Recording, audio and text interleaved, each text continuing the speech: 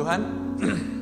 Selamat pagi saudara-saudariku yang kami kasihi, yang saat ini ada di Pergambiran, baik juga di Surabaya maupun di Tangerang, yang memberikan waktu dan hati untuk bisa mengikuti acara seminar yang sebenarnya kami adakan di Medan. Dan di Medan sendiri tidak ada satupun peserta seminar yang hadir dari yang sudah diundang. Tapi karena saudara-saudariku yang ada di Surabaya, Pergambiran, dan Tangerang bisa hadir di sini, maka kami akan tetap adakan seminar. Bisa dikatakan seminar jarak jauh, tapi kasih karunia Tuhan tidak membuat kita jauh, walaupun secara lokasi kita berjauhan. Tapi dengan adanya teknologi, kita tetap bisa mengadakan seminar, dan pagi ini saya akan membagikan hal-hal yang sangat penting, sangat mendesak sebagai orang yang percaya kepada kedatangan Tuhan Yesus Kristus yang kedua. Jadi biasanya kami mengadakan pujian-pujian sebelum memasuki akan sesi pemberitaan firman, tapi karena kita hanya streaming, maka saya akan langsung menyampaikan firman Tuhan. Dan sekali lagi Tuhan berkati Anda semuanya. Dan saya mau mengundang saudara untuk membaca di 1 Tesalonika pasal yang keempat. 1 Tesalonika pasal 4.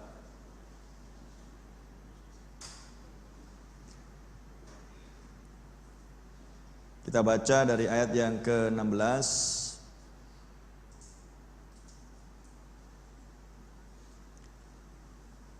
Perihal kedatangan Tuhan. Perihal kedatangan Tuhan. Dikatakan di 1 Tesalonika pasal 4 ayat 16. Sebab Tuhan sendiri akan turun dari surga. Dalam bahasa Inggrisnya, for the Lord himself shall descend from heaven. Sebab Tuhan sendiri akan turun dari surga dengan suatu seruan, a shout, dengan suara penghulu malaikat, dan dengan sangkakala Allah, the trump of God. Dan mereka yang mati dalam Kristus akan lebih dahulu bangkit. Sesudah itu kita yang hidup, yang masih tinggal, akan diangkat bersama-sama dengan mereka dalam awan, menyongsong Tuhan di angkasa. Demikianlah kita akan selama-lamanya bersama-sama dengan Tuhan. Puji nama Tuhan. Mari kita berdoa sejenak. Bapa di surga, Tuhan yang menuliskan kitab suci ini melalui tangan-tangan yang diurapi, orang-orang kudus yang Kau tetapkan untuk menjadi penulis-penulis perjanjian lama dan perjanjian baru. Engkau sendiri yang mengirimkan Roh Kudus dan mengilhamkan kepada mereka untuk menuliskan apa yang seharusnya mereka tuliskan, di mana tulisan-tulisan ini adalah hal-hal yang mendatangkan iman bagi orang-orang yang percaya di sepanjang zaman. Terlebih kami yang hidup di akhir zaman akan mendatangkan suatu iman yang lebih dari zaman-zaman yang sebelumnya.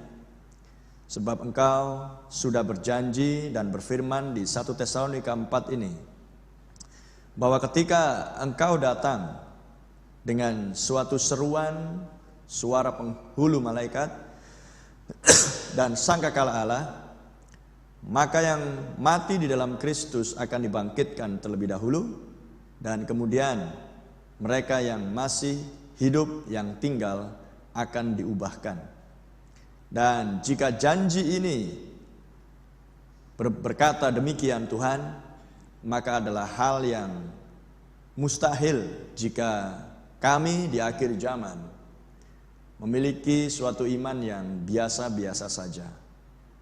Kami harus memiliki suatu iman yang mana iman itu akan membawa kami untuk melihat tubuh kami yang fana ini akan diubahkan dan akan mengenakan sebuah tubuh yang tidak fana. Tubuh yang surgawi, yang sudah menantikan di suatu tempat yang telah Engkau sediakan. Bapa di surga, seminar ini kami adakan adalah untuk menjelaskan dan menyampaikan, membagikan hal-hal yang kekal, hal-hal yang manis, yang indah ini Tuhan. Supaya saudara-saudariku yang ada di Surabaya, Tangerang maupun Pergambiran yang sedang terhubung melalui koneksi internet streaming saat ini, mereka akan mendengar hal-hal yang belum pernah mereka dengar selama ini sebagai orang yang percaya, sebagai orang yang menantikan kedatangan Tuhan. Maka biarlah hari ini menjadi hari yang baik bagi mereka, di mana mereka akan mendengar hal-hal yang rahasia yang Kau singkapkan, bukakan di akhir zaman. Dan jika mereka mau menerimanya Tuhan, maka mereka juga akan memiliki suatu iman, di mana ketika Engkau turun dari surga, maka mereka akan memiliki suatu iman untuk bisa melihat tubuh-tubuh mereka yang fana akan diubahkan menjadi tubuh yang tidak fana. Bapa di surga, berkati para peserta seminar, berkati Tuhan usaha-usaha kami untuk memberitakan firman Injil pesan-Mu di akhir zaman ini, di mana pesan ini Engkau kirimkan untuk menghasilkan mempelai wanita yang tidak bercacat celah. Itu sebabnya Tuhan, Hamba serahkan akan sesi demi sesi acara seminar pada hari ini di bawah pengilhaman Roh Kudus-Mu, di bawah kendali Roh Kudus-Mu, dan oleh tiang api malaikat-Mu Tuhan yang ada di tempat ini maupun di tempat di mana para peserta sedang mengikuti bersama dengan saudara-saudari kami yang lain yang ada di sana Tuhan. Terpuji nama-Mu Bapa, kami serahkan pemberitaan firman-Mu, pelayanan firman pada hari ini ke dalam pimpinan Roh Kudus-Mu. Dalam nama Tuhan Yesus kami mohonkan dan berdoa, berkati semua saudara-saudariku yang sudah mengambil bagian di dalam pelayanan seminar pada hari ini. Dalam nama Tuhan Yesus, amin. Baik, saudara-saudaraku yang terkasih, walaupun saya belum mengenal Anda semuanya, dan saya pun tidak bisa melihat wajah-wajah Anda, tapi saudara-saudari bisa melihat wajah saya. Nama saya lah Intok Rumbayan, dan di sini saya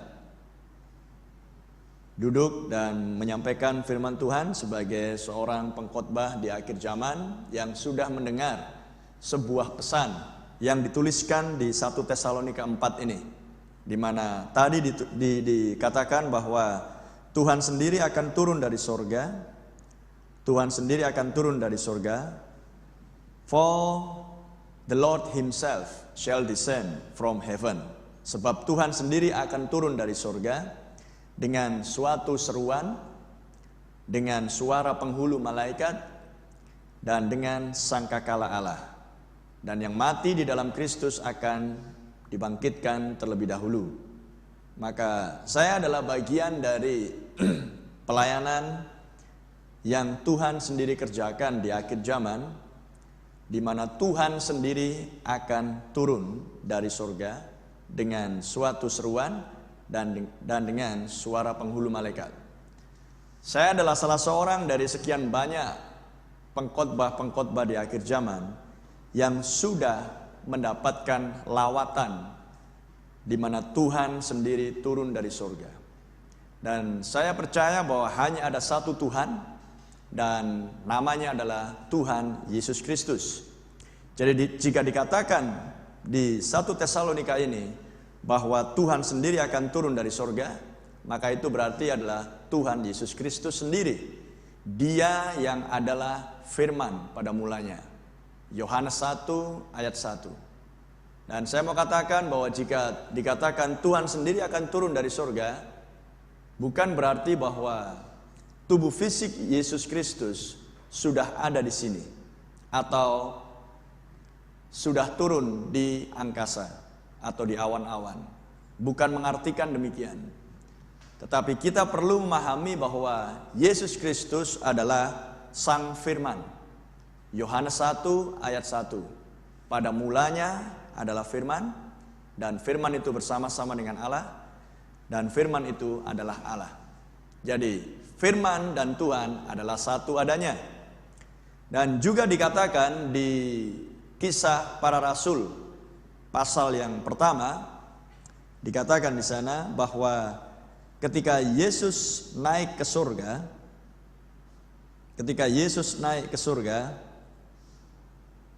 maka di ayat yang ke-8, biarlah saya bacakan untuk saudara. Tetapi kamu akan menerima kuasa kalau Roh Kudus turun ke atas kamu, dan kamu akan menjadi saksiku di Yerusalem dan di seluruh Yudea dan Samaria dan sampai ke ujung bumi. Sesudah ia mengatakan demikian, terangkatlah ia disaksikan oleh mereka. Mereka adalah murid-murid. Dan awan menutupnya dari pandangan mereka. Ketika mereka sedang menatap ke langit, waktu ia naik itu, tiba-tiba berdirilah 2 orang yang berpakaian putih dekat mereka. Dan berkata kepada mereka, "Hai orang-orang Galilea, mengapakah kamu berdiri melihat ke langit? Yesus ini yang terangkat ke surga," di mana dikatakan di ayat 9, Yesus terangkat ke surga dan awan menutupnya. Dan dikatakan di sini oleh malaikat tersebut, Yesus ini yang terangkat ke surga meninggalkan kamu, akan datang kembali dengan cara yang sama, seperti kamu melihat dia naik ke surga. Dan kalau saudara membaca nas ini tanpa sebuah pengertian yang benar, maka Anda akan berpikir bahwa Tuhan akan turun seperti dia naik, dan dia akan turun dan di awan-awan seperti yang dituliskan di 1 Tesalonika pasal 4, dan hanya itu saja. Dan jika saudara tidak memahami Alkitab dengan baik, maka hanya itu saja yang Anda pahami. Tapi pada prinsipnya, pada hakikatnya tidak demikian. Sebab pada saat Yesus naik ke surga, maka sebelum dia naik, maka ada sebuah pelayanan di bumi, di mana Yesus lahir di palungan, terlahir dari seorang perempuan perawan yang bernama Maria. Yesus menjadi anak-anak. Yesus berusia 12 tahun masuk ke dalam bait suci. Kemudian Yesus pada usia 30 tahun dia dibaptis oleh Yohanes Pembaptis di Sungai Yordan. Yesus kemudian dibawa ke padang gurun untuk dicobai. Kemudian Yesus mulai mengajar dan berkhotbah. Kemudian Yesus ditolak. Kemudian Yesus ditangkap. Kemudian Yesus dianiaya, disiksa. Kemudian Yesus disalibkan. Yesus dibunuh. Kemudian pada hari Minggu pagi Yesus dibangkitkan. Kemudian Yesus menampakkan dirinya kepada murid-murid. Dan kemudian Yesus naik ke surga. Itulah berbicara tentang kedatangan Kristus yang pertama, dengan proses yang sedemikian panjang. Maka jika kita adalah orang-orang Kristen yang sedang menantikan kedatangan Kristus yang kedua, maka harus ada sebuah proses di akhir zaman sebelum dia akan turun dari sorga dengan cara yang sama seperti dia naik ke sorga. Maka harus ada proses dia turun. Saya berharap saudara-saudariku bisa mengikuti apa yang saya katakan. Sekali lagi saya katakan, jika saudara-saudari membaca Kisah Rasul 1 ayat 8-9 tentang Yesus naik ke surga, dan kemudian dikatakan oleh malaikat-malaikat di sana, orang-orang yang berbaju putih, bahwa Yesus yang naik ke surga akan datang lagi dengan cara yang sama seperti ia naik. Dan jika Anda membaca nas ini tanpa pengertian dan pewahyuan yang benar, maka Anda akan langsung mendapatkan kesimpulan bahwa Yesus akan datang di awan-awan. Sedangkan pada waktu Yesus naik, sudah saya sebutkan prosesnya panjang, di mana dia harus melakukan sebuah pelayanan terlebih dahulu, sampai kemudian pelayanan dia di bumi ditolak, barulah Yesus naik ke sorga. Dan hal lain yang perlu saudara pahami, seperti dikatakan di 1 Tesalonika pasal 4, bahwa Tuhan sendiri, Yesus Kristus, akan turun dari sorga dengan suatu seruan, pertama, kemudian dengan suara penghulu malaikat, kedua, dan kemudian dengan sangkakala Allah. Nah, inilah yang disebut dengan misteri atau rahasia kedatangan Tuhan. Misteri rahasia kedatangan Tuhan ada 3 rangkap atau 3 hal. Yang pertama adalah Tuhan sendiri akan turun dari sorga dengan seruan. Dengan seruan. Kedua, dengan suara penghulu malaikat. Ketiga, dengan sangkakala Allah. Dan ini adalah sebuah proses turunnya Tuhan. Dan untuk bisa mengetahui bagaimana proses turunnya Tuhan, maka saudara-saudari perlu untuk mempelajari lagi proses naiknya Tuhan ke surga. Karena jelas dikatakan di Kisah Rasul bahwa seperti dia naik, demikianlah dia akan datang lagi dengan cara yang sama.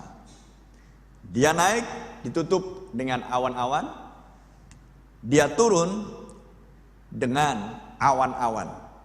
Seperti yang dikatakan di 1 Tesalonika pasal 4. Maka Anda bisa melihat bahwa Tuhan Yesus akan datang yang kedua, tidak datang dengan tiba-tiba seperti itu, tetapi dengan sebuah proses.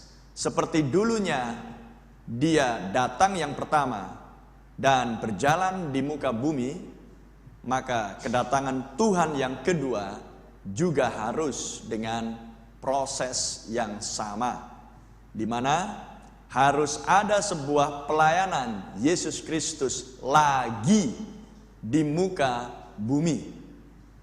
Dan seperti kedatangan Kristus yang pertama, maka Anda harus memahami di mana pada waktu Yesus datang yang pertama, maka Anda harus mengetahui bahwa ada seorang utusan yang mempersiapkan jalan bagi kedatangan Tuhan. Utusan ini bernama Yohanes Pembaptis. Dan Yesus Kristus sendiri menjelaskan hal ini di Matius pasal yang ke-11. Coba saya bacakan untuk saudara.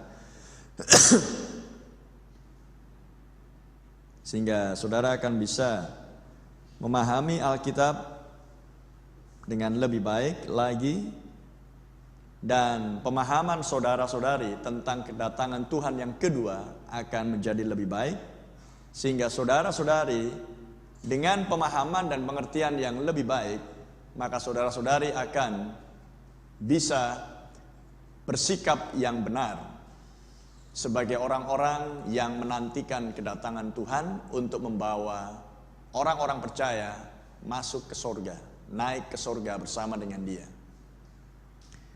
Di Matius 11, Yesus memberikan sebuah kesaksian tentang pelayanan Yohanes Pembaptis. Dikatakan di sana di ayat yang ke-11, Matius 11 ayat 11, Aku berkata kepadamu, sesungguhnya di antara mereka yang dilahirkan oleh perempuan tidak pernah tampil seorang yang lebih besar daripada Yohanes Pembaptis, namun yang terkecil dalam kerajaan surga lebih besar daripadanya. Sejak tampilnya Yohanes Pembaptis hingga sekarang, kerajaan surga diserong dan orang yang menyerongnya mencoba menguasainya. Sebab semua nabi dan kitab Taurat bernubuat hingga tampilnya Yohanes. Maka saudara bisa melihat bahwa Yesus berbicara tentang datangnya Yohanes sebagai seorang utusan yang mendahului kedatangan Tuhan, yang mempersiapkan jalan bagi tampilnya Tuhan Yesus Kristus. Dan tentang Yohanes Pembaptis, saya tunjukkan lagi nas yang lain. Di Yohanes pasal yang pertama,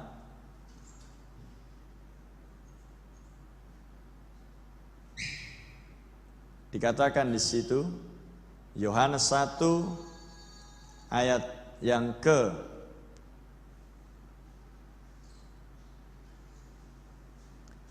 23. Saya akan langsung memberikan nasnya untuk menghemat waktu. Yohanes Pembaptis ditanya oleh orang-orang Yahudi, siapakah engkau? Dan inilah jawaban Yohanes Pembaptis tentang pelayanan dirinya. Ayat 23, jawabnya, Akulah suara orang yang berseru-seru di padang gurun, luruskanlah jalan Tuhan, seperti yang telah dikatakan Nabi Yesaya. Jadi pelayanan Yohanes Pembaptis adalah seperti yang sudah dinubuatkan oleh Nabi Yesaya. Dan nas itu ada di Yesaya 40 ayat 3. Yesaya 40 ayat 3, ada suara yang berseru-seru, persiapkanlah di padang gurun jalan untuk Tuhan. Luruskanlah di padang belantara jalan raya bagi Allah kita. Sehingga jelas dari kedua nas ini bahwa Yohanes Pembaptis adalah utusan yang diutus oleh Tuhan untuk mendahului kedatangan Tuhan Yesus yang pertama, di mana Dia akan datang untuk menjadi seorang penebus, untuk mati di kayu salib sebagai anak domba, untuk menyelamatkan orang-orang kudusnya Allah. Dan sebelum Yesus tampil untuk berkhotbah dan mengajar, maka Yohanes Pembaptis diutus untuk mendahului, untuk mempersiapkan jalan. Dan nas yang lain yang saya mau tunjukkan kepada saudara tentang pelayanan Yohanes Pembaptis. Maleaki pasal 3.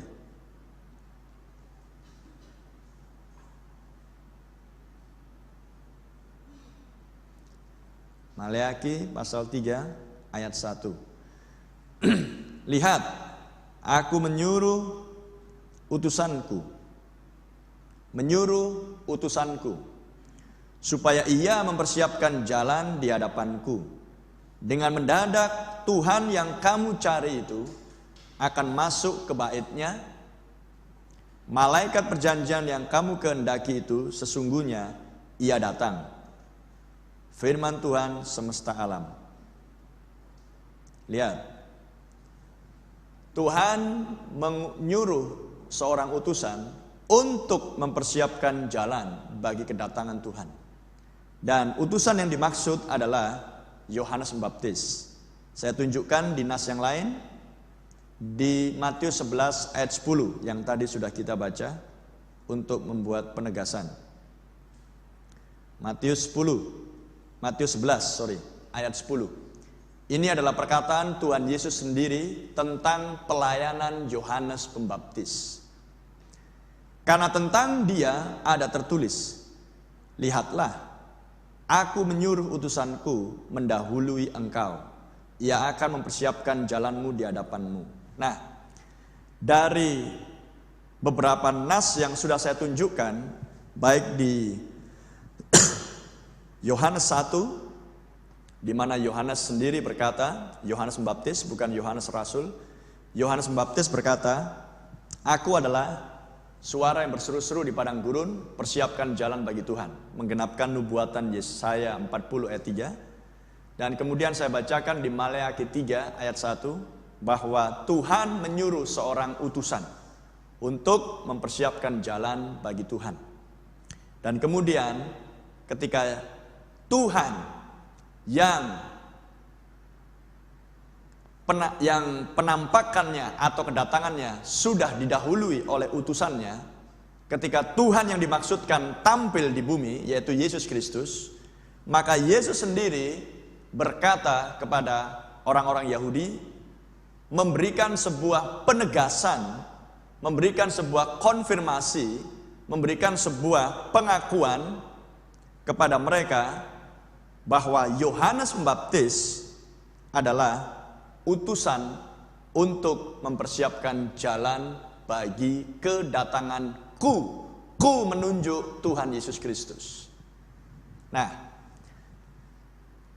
sesudah saya tunjukkan nas-nas ini, maka saudara-saudari akan bisa melihat proses kedatangan Tuhan yang pertama dan bagaimana ia naik nanti ke sorga, dan bagaimana proses kedatangan Tuhan Yesus yang kedua, dan bagaimana ia turun nantinya. Maka jelas melalui ayat demi ayat nas ini, bahwa sebelum Tuhan datang yang pertama dulunya di Yerusalem, maka harus ada seorang utusan mendahului kedatangan Tuhan Yesus. Maka jika kita memakai prinsip yang sama, kita memakai pola yang sama, maka jika kita berbicara tentang kedatangan Tuhan yang kedua, maka polanya, prinsipnya tetap sama. Sebelum Tuhan Yesus datang yang kedua untuk mengambil orang-orang kudusnya, orang-orang percaya atau mempelai wanita, maka harus didahului oleh seorang utusan di akhir zaman. Seperti dulunya Yohanes Pembaptis, maka utusan ini adalah juga untuk mempersiapkan kedatangan Tuhan yang kedua. Itulah sebabnya 1 Tesalonika 4 ayat yang ke-16 memberikan jawaban bagaimana proses kedatangan Tuhan yang kedua. Yaitu adalah Tuhan sendiri akan turun dari sorga dengan suatu seruan yang pertama, dan yang kedua dengan suara penghulu malaikat, dan yang ketiga dengan sangkakala Allah. Maka jelas kita bisa melihat bahwa kedatangan Tuhan adalah sebuah proses. Dan proses inilah yang menjadi sebuah misteri, dan tidak ada seorang pun yang tahu.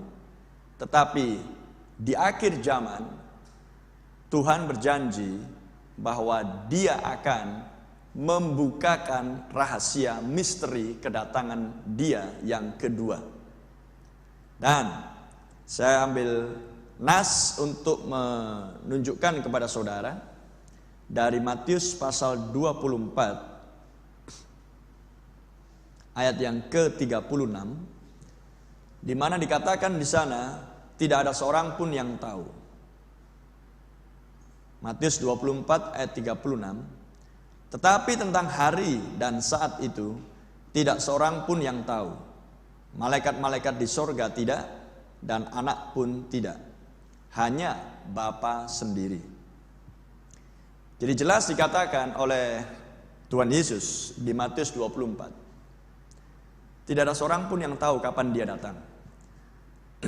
Bahkan anak pun tidak, hanya Bapa. Nah sekarang, jika Anda merenungkan, siapakah Bapanya Tuhan kita Yesus Kristus? Sebelum saya akan meneruskan tentang rahasia misteri kedatangan Tuhan. Siapakah Bapanya Tuhan Yesus Kristus? Anda harus mengetahui jawaban ini dari nas kitab suci juga. Bapanya Tuhan Yesus Kristus tidak lain adalah Matius 1 ayat 18. Dikatakan di situ, kelahiran Yesus Kristus adalah seperti berikut. Pada waktu Maria, ibunya, bertunangan dengan Yusuf, ternyata Maria mengandung dari Roh Kudus. Sebelum mereka, yaitu Yusuf dan Maria, hidup sebagai suami istri. Maka jelas dari nas kitab suci ini bahwa Roh Kudus adalah seorang yang memperanakkan Tuhan kita Yesus Kristus melalui perawan Maria. Dan jika Bapanya Yesus Kristus adalah Roh Kudus, mari kita kembali ke Matius 24 tadi. Ayat 36. Tidak ada seorang pun yang tahu, baik malaikat-malaikat, bahkan anak sendiri pun tidak tahu. Hanya Bapa sendiri. Berarti hanya Roh Kudus yang tahu hari dan saat kapan Tuhan Yesus akan datang yang kedua. Nah, jika hanya Roh Kudus sendiri yang bisa mengetahui, lantas apakah janji tentang Roh Kudus ini? Saya tunjukkan kepada saudara di kitab Yohanes.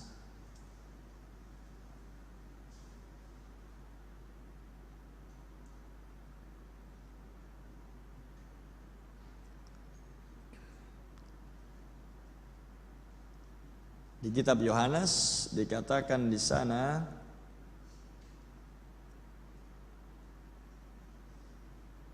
Yohanes pasal yang janji tentang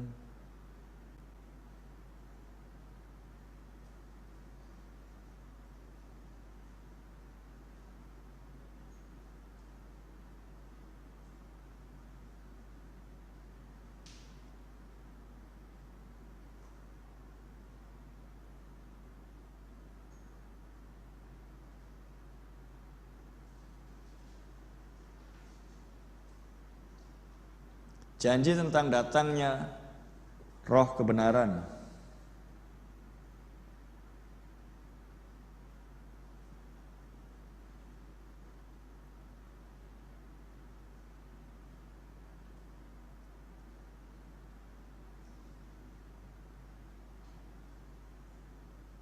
Saya bacakan dari Yohanes pasal yang ke-16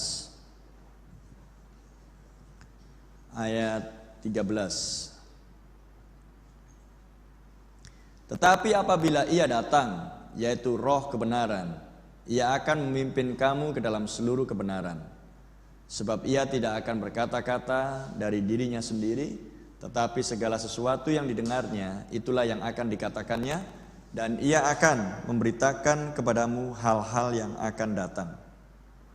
Lihat, janji akan datangnya Roh kebenaran. Dia akan memberitahukan kepadamu hal-hal yang akan datang. Kembali kepada topik kita tentang kedatangan Tuhan yang kedua. Maka kedatangan Tuhan yang kedua adalah hal-hal yang akan datang. Dan tidak ada seorang pun yang tahu, malaikat-malaikat tidak, anak pun tidak, hanya Bapa. Dan Bapa itu adalah Roh Kudus sendiri.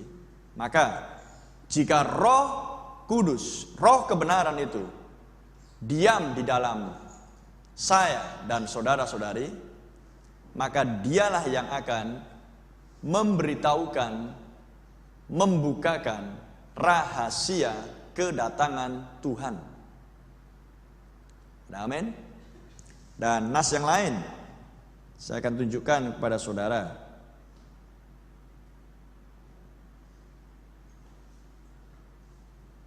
Yohanes 14 ayat 17. Yaitu roh kebenaran, dunia tidak dapat menerima dia, sebab dunia tidak melihat dia dan tidak mengenal dia. Tetapi kamu mengenal dia, sebab ia menyertai kamu dan akan diam di dalam kamu. Jadi jika roh kebenaran diam di dalam saya dan saudara, maka Roh Kudus, roh kebenaran itulah yang akan memberitahukan, membukakan rahasia kedatangan Tuhan yang kedua, di mana kedatangan Tuhan yang kedua sama seperti kedatangan Dia yang pertama. Kedatangan Yesus yang pertama didahului terlebih dahulu oleh utusan, seorang utusan yang bernama Yohanes Pembaptis. Maka kedatangan Tuhan yang kedua juga akan didahului oleh seorang utusan. Dan sekarang, siapakah utusan yang dimaksudkan dan di manakah janji akan tampilnya seorang utusan untuk mendahului kedatangan Tuhan yang kedua? Sebab di kedatangan Kristus yang pertama, nas kitab suci yang menjanjikan bahwa akan tampil seorang pendahulu, seorang utusan untuk mendahului kedatangan Tuhan yang pertama sudah disebutkan di kitab Yesaya 40 ayat 3 yang sudah kita baca tadi, dan juga disebutkan di Maleakhi 3 ayat 1 bahwa seorang utusan akan datang untuk mendahului, mempersiapkan jalan bagi kedatangan Tuhan. Dua nas kitab suci di perjanjian lama ini kemudian tergenapi ketika Tuhan harus tampil di muka bumi sekitar 2000 tahun yang lalu.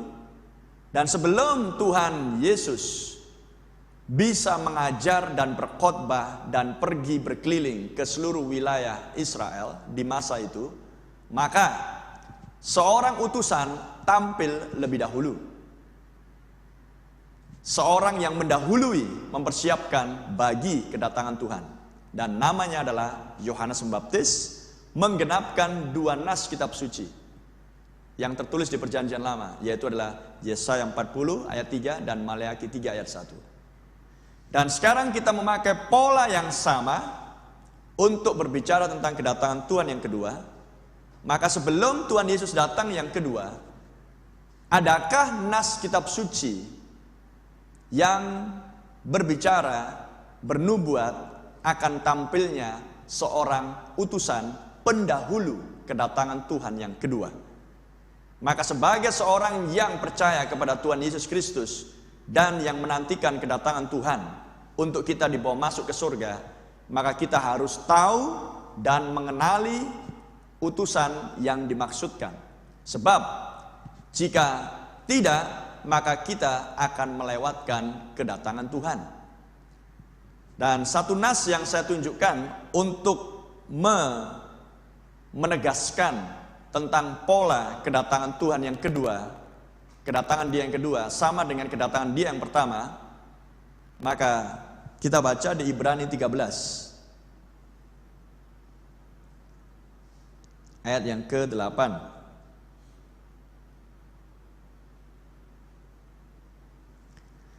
Dikatakan di Ibrani 13 ayat 8, Yesus Kristus tetap sama baik kemarin maupun hari ini dan sampai selama-lamanya. Dari nas ini saudara sudah bisa melihat bahwa Tuhan Yesus tidak pernah berubah. Jika dulu Dia datang yang pertama didahului oleh seorang utusan, maka di akhir zaman kedatangan Dia yang kedua sebelum Dia datang di pertemuan di awan-awan sesuai dengan Tesalonika pasal 4 tadi, maka harus tampil lebih dahulu seorang utusan. Kalau dulu kedatangan dia yang pertama, utusannya bernama Yohanes Pembaptis, maka di manakah nas kitab suci yang berbicara dan yang menjanjikan bahwa akan datang seorang utusan atau pendahulu bagi kedatangan Tuhan yang kedua?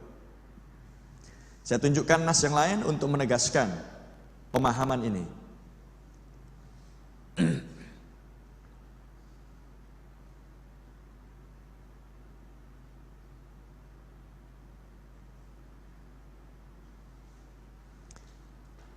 Di Maleakhi 3 ayat yang ke-6 Perjanjian Lama, Maleakhi 3:6 dikatakan, bahwasannya aku Tuhan tidak berubah dan kamu Bani Yakub tidak akan lenyap. Bahwasannya aku Tuhan tidak berubah.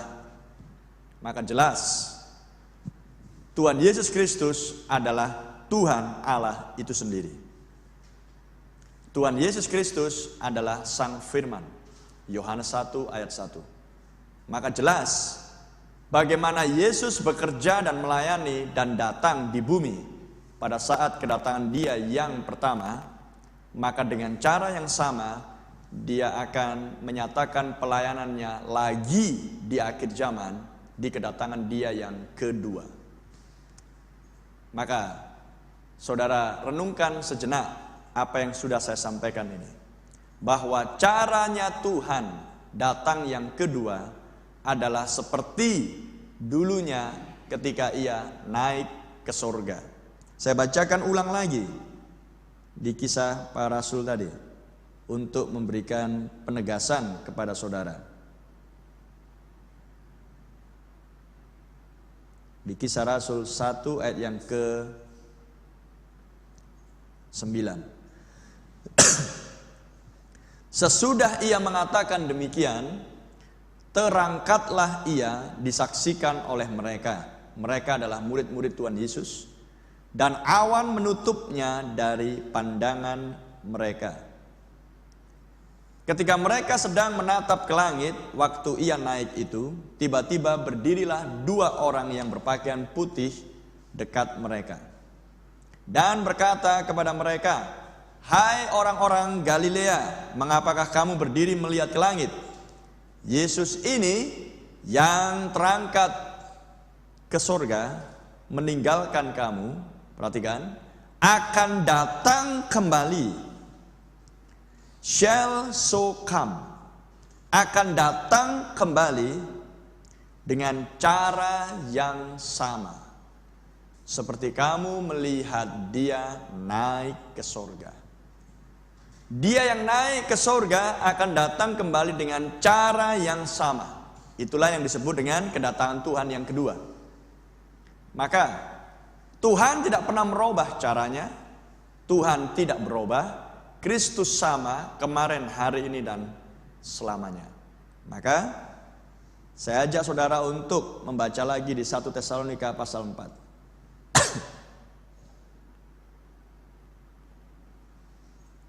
Janji kedatangan Tuhan yang kedua. Sebab Tuhan sendiri akan turun dari surga. Saya bacakan langsung dari terjemahan bahasa Inggrisnya. Sebab Tuhan sendiri akan turun dari surga dengan suatu seruan, dengan suara penghulu malaikat, dengan sangkakala Allah. Maka yang mati dalam Kristus akan dibangkitkan lebih dahulu, barulah kita yang hidup yang masih tinggal akan diubahkan dalam sekejap mata. Maka saudara bisa melihat Tuhan sendiri turun dari surga. Ini berbicara tentang kedatangan Tuhan yang kedua. Dengan proses seruan, suara penghulu malaikat, dan sangkakala Allah. Dan tadi sudah saya katakan, proses kedatangan Tuhan yang kedua sama seperti kedatangan Dia yang pertama. Di mana sebelum Yesus tampil di bumi, maka Yohanes Pembaptis tampil lebih dahulu sebagai seorang yang diutus, seorang utusan untuk mendahului kedatangan Tuhan. Maka kedatangan dia yang kedua ini pun tetap dengan cara yang sama, di mana harus tampil seorang utusan mendahului kedatangan Tuhan, haleluya, sebelum Tuhan akan menampakkan dirinya di awan-awan untuk mengambil orang-orang kudusnya untuk dibawa masuk ke dalam, kita baca di Wahyu 19. Masuk ke dalam Wahyu 19 ayat 7. Marilah kita bersukacita dan bersorak-sorai dan memuliakan Dia, karena hari perkawinan anak domba telah tiba dan pengantinnya telah siap sedia. Pengantinnya adalah istri anak domba atau mempelai wanita. Dan kepadanya dikaruniakan supaya memakai kain lenan halus yang berkilau-kilauan dan yang putih bersih. Lenan halus itu adalah perbuatan-perbuatan yang benar dari orang-orang kudus. Lalu ia berkata kepadaku, tuliskanlah, berbahagialah mereka yang diundang ke perjamuan kawin anak domba. Katanya lagi kepadaku, perkataan ini adalah benar, perkataan-perkataan dari Allah. Apa yang dikatakan di sini? Pernikahan anak domba telah tiba dan berbahagialah mereka yang diundang ke perjamuan kawin anak domba. Di manakah perjamuan kawin akan berlangsung? Tentunya bukan di bumi, tentunya di sorga. Haleluya. Maka Tuhan Yesus akan datang yang kedua dengan proses seruan, suara penghulu malaikat dan sangkakala Allah adalah untuk mengambil suatu kelompok orang yang kepadanya dibukakan rahasia misteri kedatangan Tuhan. Dan kedatangan Tuhan yang kedua ini prosesnya sama seperti kedatangan Dia yang pertama. Harus tampil seorang pendahulu, haleluya, untuk memperkenalkan Tuhannya yang adalah Yesus Kristus, di mana Tuhannya akan memperoleh pasangan yang adalah mempelai wanita, yang adalah orang-orang kudus. Dan ketika Yesus dan orang-orang percaya, orang-orang kudus ini menyatu di dalam sebuah pernikahan anak domba, maka Yesus akan datang yang kedua, haleluya, di awan-awan untuk membawa orang-orang kudus ini naik ke sorga untuk masuk ke dalam perjamuan kawin anak domba di sorga. Itulah kedatangan Tuhan yang kedua.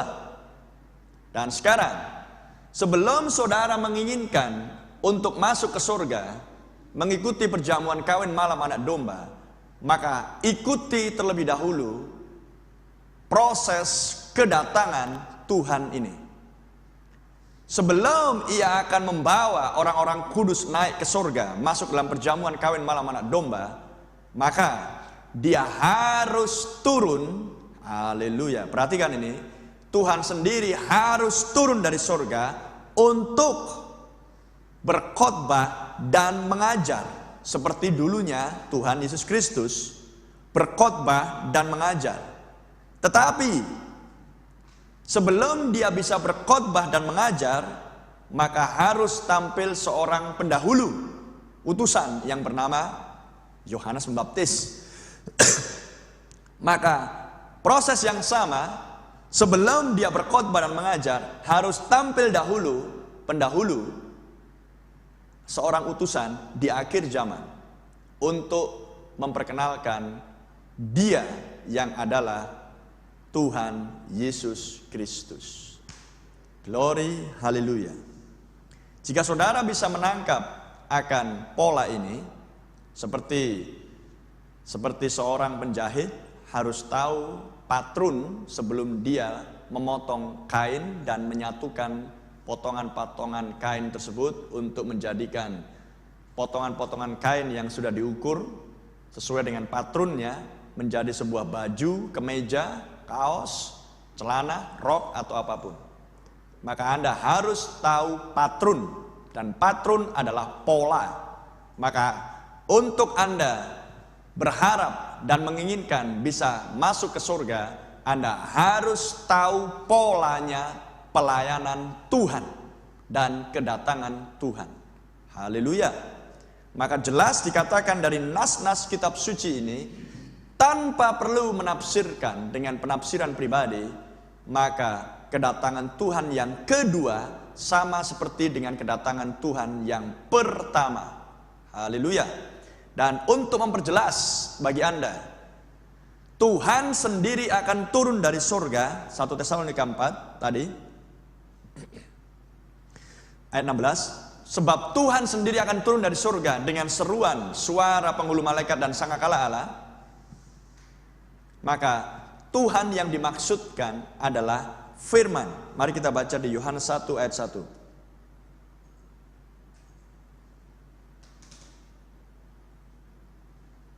Saya ulang-ulang dan saya ulang-ulang sedemikian untuk membuat saudara bisa menangkap pola Tuhan ini oleh pertolongan Roh Kudus. Yohanes 1 ayat 1. Pada mulanya adalah firman. Firman itu bersama-sama dengan Allah, dan firman itu adalah Allah. Jadi siapakah Tuhan kita Yesus Kristus yang akan turun dari surga? Firman itu sendiri. Jadi apa yang Anda nantikan tentang kedatangan Tuhan yang kedua adalah firman turun dari surga, dinyatakan kepada saudara, memberitakan dirinya kepada saudara, dan pemberitaan firman kepada saudara, kepada orang percaya akan mendatangkan iman. Dan jenis iman yang seperti apa yang Anda butuhkan untuk bisa melihat tubuhmu yang fana ini diubahkan menjadi tubuh yang tidak fana? Harus sebuah khotbah tentang kedatangan Tuhan yang kedua.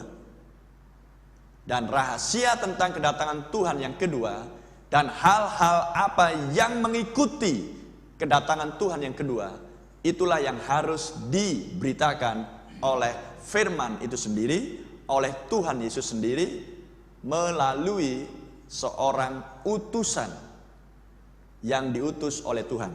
Dan saya bacakan dari Yohanes 1, saya teruskan, maka Anda akan melihat juga seorang yang diutus Allah.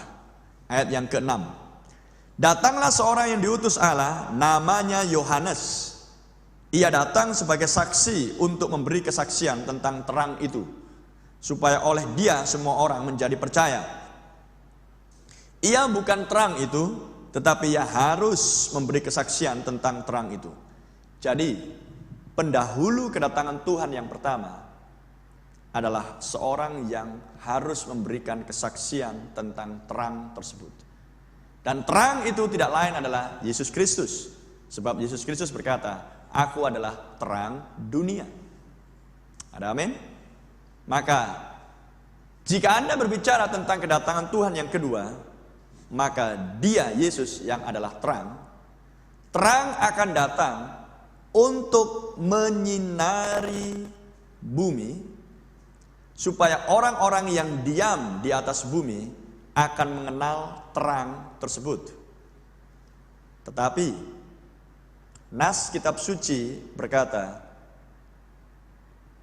akan ada orang-orang yang menolak terang tersebut.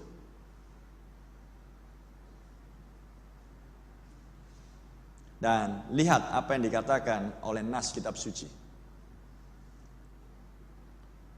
di ayat yang ke-9 tadi. Terang yang sesungguhnya yang menerangi setiap orang sedang datang ke dalam dunia.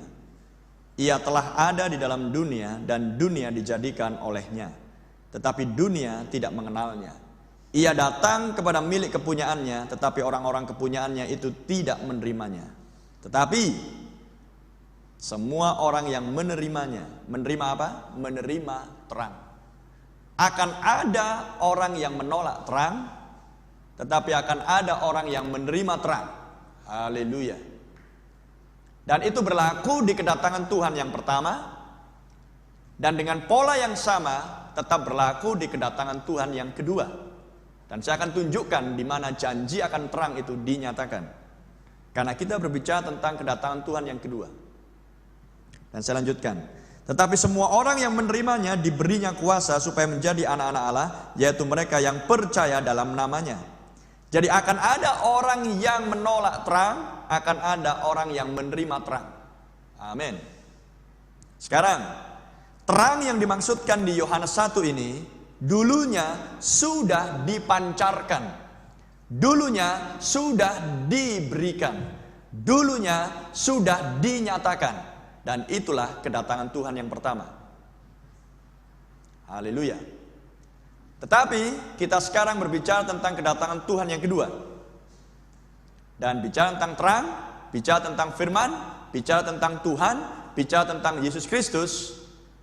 Sebelum terang, firman, Allah, Tuhan, Yesus Kristus tampil untuk mengajar, berkhotbah di bumi, harus tampil lebih dahulu utusan untuk memberi kesaksian tentang terang, harus tampil lebih dahulu utusan untuk mendahului kedatangan Tuhan, harus tampil lebih dahulu seorang utusan untuk mempersiapkan jalan bagi Tuhan, harus tampil dahulu seorang utusan untuk memperkenalkan terang firman tersebut.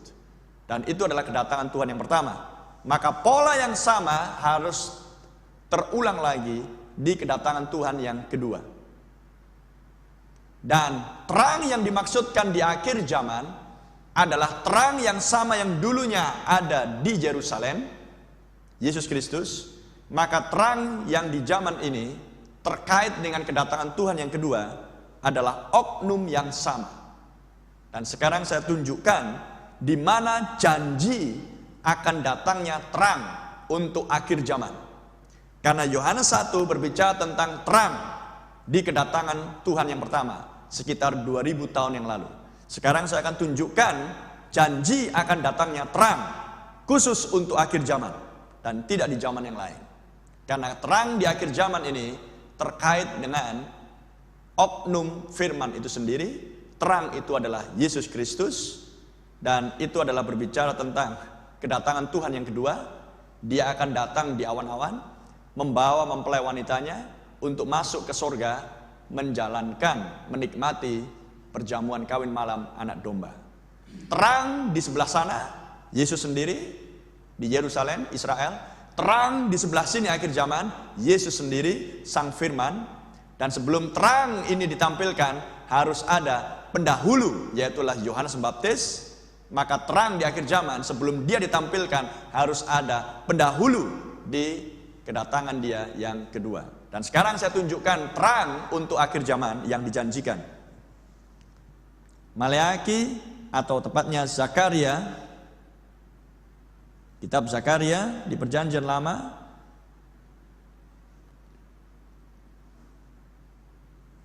sebelum Maleaki adalah Zakaria. Zakaria 14 ayat 7.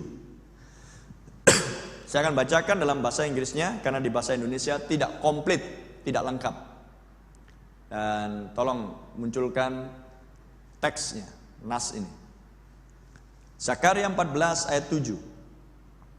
Tetapi akan ada satu hari, hari itu diketahui oleh Tuhan dengan tidak ada pergantian siang dan malam pun menjadi siang. Hanya sampai di sini nas ini dibacakan di bahasa Indonesia. Tapi di bahasa Inggris tidak demikian.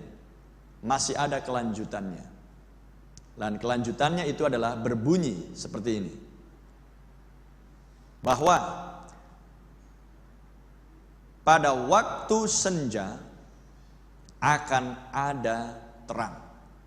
Itulah bunyinya nas Zakaria 14 ayat 7 secara komplit. Saya bacakan ulang secara komplit. Tetapi akan ada satu hari, hari itu diketahui oleh Tuhan dengan tidak ada pergantian siang dan malam pun menjadi terang. Bahwa pada waktu senja akan ada terang. Haleluya. Kenapa Zakaria menubuatkan seperti ini? Ingat, semua nubuatan di kitab suci bukan oleh penafsiran dan pendapat manusia, tetapi oleh Roh Allah, Roh Kudus, Roh kebenaran yang diam di dalam diri para penulis kitab suci, Perjanjian Lama dan Perjanjian Baru. Dan Roh Kudus, Roh Allah di dalam mereka mendorong mereka untuk menuliskan nubuatan-nubuatan ini. Haleluya. Nah, dari pembacaan dari nas kitab suci di Zakaria 14 ini, maka jelas dikatakan akan ada terang di waktu senja. Bicara senja berarti bicara sore hari. Sore hari adalah waktu menjelang malam. Dan saya akan tunjukkan kepada saudara tentang terang menjelang malam atau sore atau petang atau senja. Untuk supaya saudara mengetahui bahwa kedatangan Tuhan yang pertama bukanlah terang di waktu sore atau petang atau senja, tetapi terang di waktu pagi. Dan terang di waktu pagi sama seperti cahaya matahari terbit di sebelah timur. Maka cahaya matahari akan terbenam di sebelah barat. Dan barat adalah senja atau sore atau petang. Terbit adalah pagi dan arahnya adalah timur. Senja, sore, arahnya matahari terbenam adalah barat. Dan saya tunjukkan kepada saudara Matius 24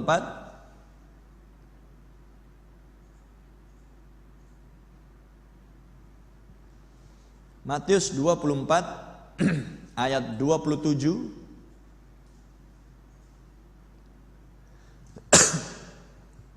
Dikatakan di sini, sebab sama seperti kilat memancar dari sebelah timur. Lihat, kedatangan Tuhan yang pertama, dia memancarkan cahayanya di sebelah timur. Dan melontarkan cahayanya, terangnya, cahaya atau terang, sampai ke barat. Berarti bicara senja. Timur bicara terbit, pagi. Barat bicara senja, matahari terbenam.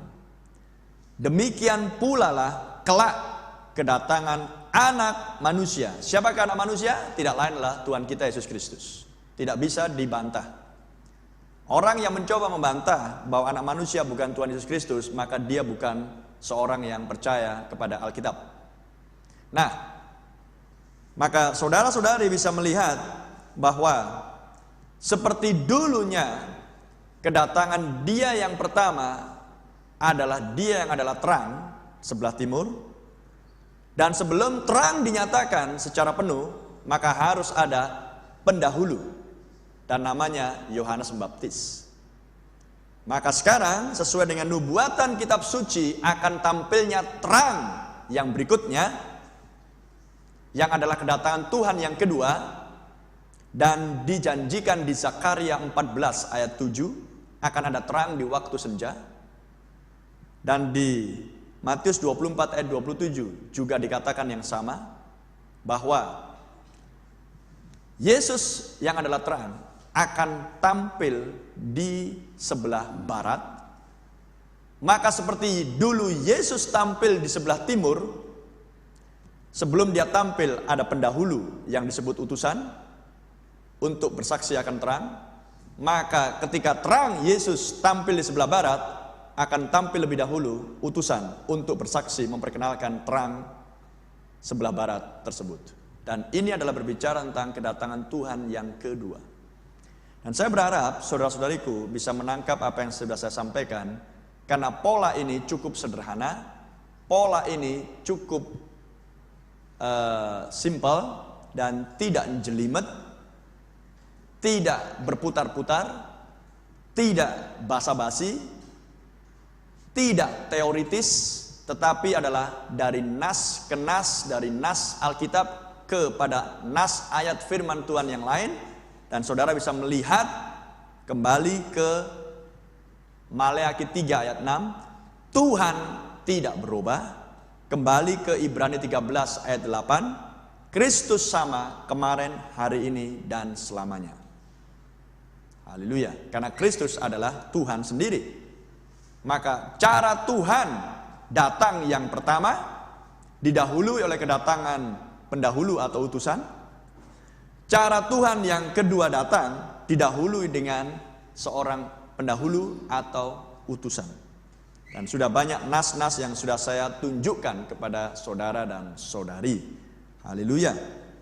Maka dari sini kita akan berbicara lebih lanjut lagi terkait dengan kalau dulu di kedatangan Tuhan yang pertama di sebelah timur matahari terbit, harus tampil pendahulu utusan untuk bersaksi tentang terang itu, dan namanya Yohanes Pembaptis.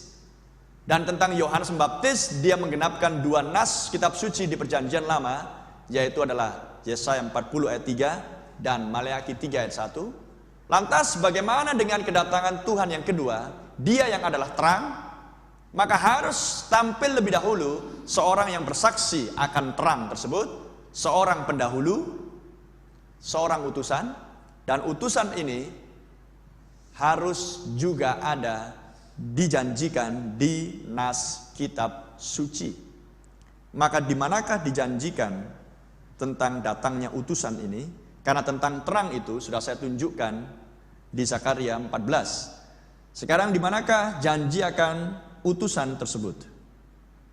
Pendahulu kedatangan terang yang di sebelah barat. Kita baca di Maleakhi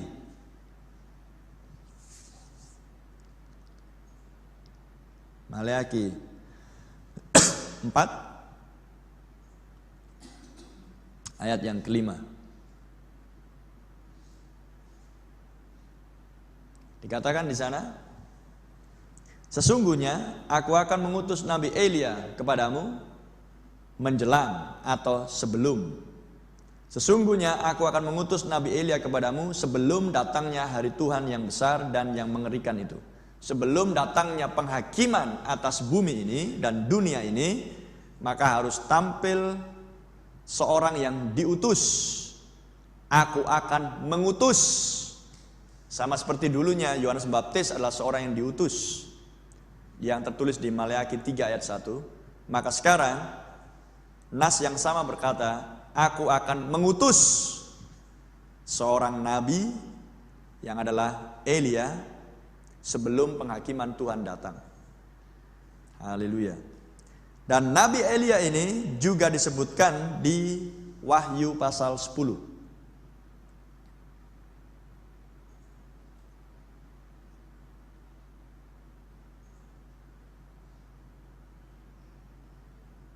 Ayat 1 saya bacakan untuk saudara. Sesuai dengan undangan yang sudah saudara-saudari terima, kita hendak membahas tentang rahasia ketujuh guru. Dan rahasia ketujuh guru ini terkait dengan kedatangan Tuhan yang kedua. Dan sekarang saya bacakan di Wahyu 10. Dan aku melihat seorang malaikat lain yang kuat turun dari sorga, berselubungkan awan dan pelangi ada di atas kepalanya, dan mukanya sama seperti matahari, dan kakinya bagaikan tiang api. Dalam tangannya ia memegang sebuah gulungan kitab kecil yang terbuka. Ia menginjakkan kaki kanannya di atas laut dan kaki kirinya di atas bumi. Dan ia berseru dengan suara nyaring sama seperti singa yang mengaum.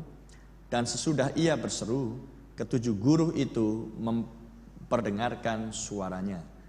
Dan sesudah ketujuh guru itu selesai berbicara, aku mau menuliskannya. Tetapi aku mendengar suatu suara dari sorga berkata, meteraikanlah apa yang dikatakan oleh ketujuh guru itu, dan janganlah engkau menuliskannya. Dan malaikat yang kulihat berdiri di atas laut dan di atas bumi, mengangkat tangan kanannya ke langit, Dan ia bersumpah demi Dia yang hidup sampai selama-lamanya, yang telah menciptakan langit dan segala isinya. Siapakah pencipta langit dan segala isinya selain Tuhan Yesus Kristus? Dan bumi dan segala isinya, dan laut dan segala isinya, katanya, tidak akan ada penundaan lagi. Tetapi pada waktu bunyi sangkakala dari malaikat yang ketujuh, yaitu apabila ia meniup sangkakalanya, maka akan genaplah keputusan rahasia Allah, seperti yang telah ia beritakan kepada hamba-hambanya, yaitu para nabi. Dari nas di Wahyu 10 sudah jelas kita bisa melihat bahwa sebelum Tuhan turun dari sorga, harus tampil seorang yang disebut malaikat yang ketujuh. Di ayat yang ketujuh dituliskan, malaikat yang ketujuh ini adalah untuk melakukan sebuah pelayanan, menyelesaikan rahasia Allah. Seperti yang dari awal sudah saya katakan, kita sedang berbicara tentang kedatangan Tuhan yang kedua, tetapi kedatangan Tuhan yang kedua adalah sebuah rahasia atau misteri. Maka sekarang dijanjikan bahwa kalau malaikat yang ketujuh tampil, dan ketika ia meniupkan sangkakala Injil, firman, maka rahasia Allah genap, rahasia Allah terselesaikan. Rahasia Allah seperti yang telah diberitakan kepada hamba-hamba Tuhan, yaitu para nabi. Para nabi adalah para penulis perjanjian lama. Maka di manakah para nabi menjanjikan akan datangnya Tuhan yang kedua, dan kedatangan Tuhan yang kedua ini adalah sebuah rahasia. Dan di manakah para nabi berbicara tentang akan tampil malaikat yang ketujuh untuk mendahului kedatangan Tuhan yang kedua? Sebab dikatakan di ayat 1, Wahyu 10 ayat 1, seorang malaikat lain yang kuat turun dari sorga. Siapakah dia? Dia adalah, mari kita baca di ayat yang ke-6. Dan ia bersumpah demi Dia yang hidup sampai selama-lamanya, yang telah menciptakan langit dan segala isinya. Jadi siapakah malaikat yang turun dari sorga ini? Tidak lain adalah pencipta. Siapa pencipta? Tuhan. Siapakah Tuhan? Allah. Siapakah Tuhan kita? Yesus Kristus. Jadi Wahyu 10 ayat 1, malaikat yang kuat turun dari surga tidak lain adalah Tuhan sendiri. Di atas kepalanya ada pelangi. Kita baca di Maleakhi 3. Maleakhi 3 ayat 1. Disebutkan di Maleakhi 3 ayat 1, malaikat perjanjian. Siapakah malaikat perjanjian? Tidak lain adalah Tuhan sendiri. Karena pelangi di zamannya Nuh artinya adalah perjanjian. Maka malaikat perjanjian tidak lain adalah Tuhan Yesus Kristus sendiri. Dan sekarang kembali ke Wahyu 10. Malaikat yang kuat turun dari surga berselubungkan awan dan pelangi tidak lainlah Tuhan Yesus Kristus sendiri. Dan inilah berbicara tentang kedatangan Tuhan yang kedua. Dan sebelum dia datang yang kedua, harus tampil malaikat yang ketujuh, ayat yang ketujuh, untuk membukakan rahasia. Membukakan rahasia. Rahasia apa? Rahasia kedatangan Tuhan yang kedua. Dan tentang Tuhan sendiri yang turun dari surga, seperti di Wahyu 10, maka di kitab 1 Tesalonika 4, kita baca lagi. Saya ajak saudara untuk mengulang-ulang nas-nas yang sudah saya bacakan, supaya terekam dengan baik di pikiran saudara. Sehingga ketika saudara meninggalkan seminar ini, saudara-saudari punya PR untuk mempertimbangkan apakah apa yang sudah saya sampaikan datang dari Tuhan atau datang dari manusia. Jika apa yang saya sampaikan datang dari Tuhan, hendaklah saudara-saudari menerimanya dengan segenap hati demi keselamatan jiwamu untuk bisa masuk ke surga. Tapi jika saudara-saudari mendapati bahwa perkataan yang saya sampaikan datang dari manusia, lupakan saja. Anggap tidak pernah ikut seminar. Saya bacakan di 1 Tesalonika 4. Sebab pada waktu, ayat 16. Sebab Tuhan sendiri akan turun dari surga. Jadi jelas dikatakan Tuhan, dan hanya ada satu Tuhan, yaitulah Yesus Kristus. Tidak ada dua Tuhan, hanya ada satu Tuhan, yang adalah Yesus Kristus. Maka lihat di Wahyu 10, malaikat kuat berselubungkan awan dan pelangi turun dari surga. Tidak lain adalah Tuhan Yesus sendiri, yang adalah Sang Firman.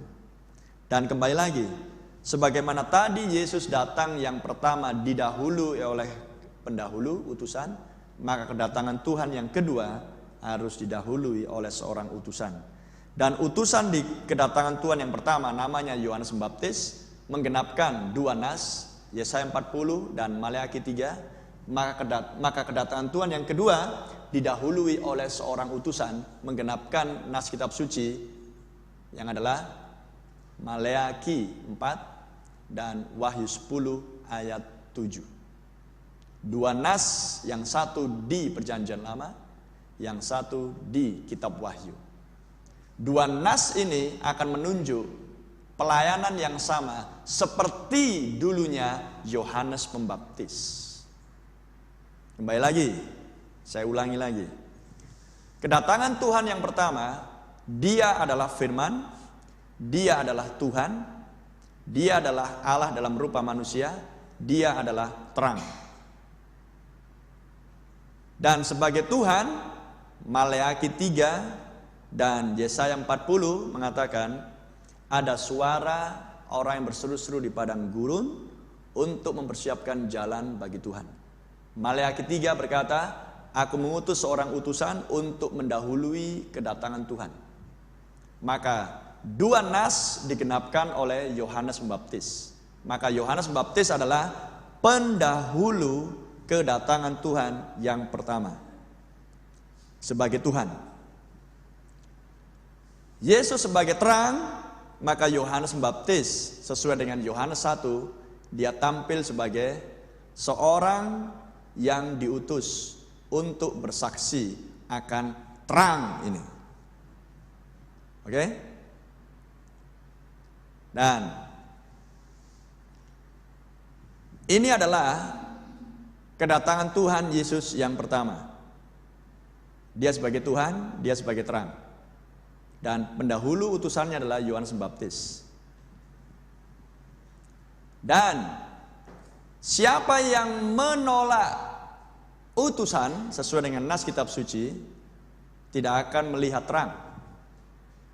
Tetapi mereka yang menerima utusan yang adalah Yohanes Pembaptis akan menerima terang dan menjadi anak-anak Allah sesuai dengan nas kitab suci. Dan sekarang kita bawa pola ini untuk kedatangan Tuhan yang kedua. Kedatangan Tuhan yang kedua dikatakan di 1 Tesalonika 4 dan Wahyu 10, Tuhan sendiri akan turun dari sorga. Tuhan. Maka siapakah yang akan mendahului, mempersiapkan, memperkenalkan sebagai utusan Tuhan? Maka jawabannya adalah Nabi Elia. Maleakhi 4 atau yang disebut dengan malaikat yang ketujuh, Wahyu 10 ayat 7. Dan siapakah Tuhan ini? Dia adalah terang. Bicara Tuhan, 1 Tesalonika 4, Tuhan sendiri turun dari surga. Bicara terang, maka saya sudah tunjukkan tadi di Sakaria 14 ayat 7. Bicara malaikat perjanjian, Wahyu 10 ayat 1. Karena Yesus Kristus juga adalah malaikat perjanjian di kedatangan Tuhan yang pertama. Maleakhi 3 ayat 1.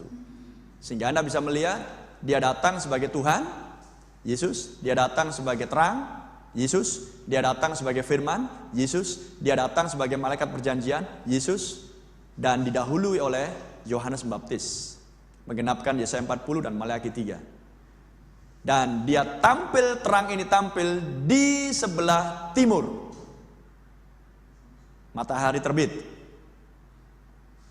Lantas, kedatangan dia yang kedua, dia yang adalah Tuhan, dia yang adalah malaikat perjanjian, dia yang adalah terang, dia yang adalah sang firman, akan tampil lagi di kedatangan dia yang kedua di sebelah barat.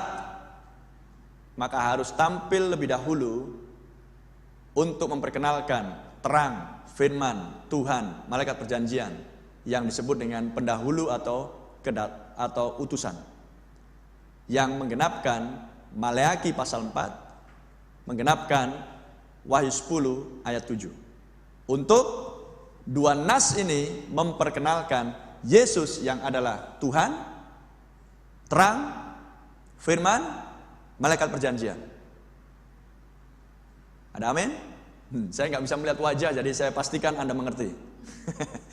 Dan di sini hanya ada satu peserta barusan datang, jadi saya tetap melihat kamera. Saya lihat sini. Saya ulangi lagi, kedatangan dia yang pertama, dia yang adalah Tuhan, dia terang, dia malaikat perjanjian, dia firman. Pendahulunya adalah Yohanes Pembaptis namanya, menggenapkan Yesaya 40, Maleakhi 3.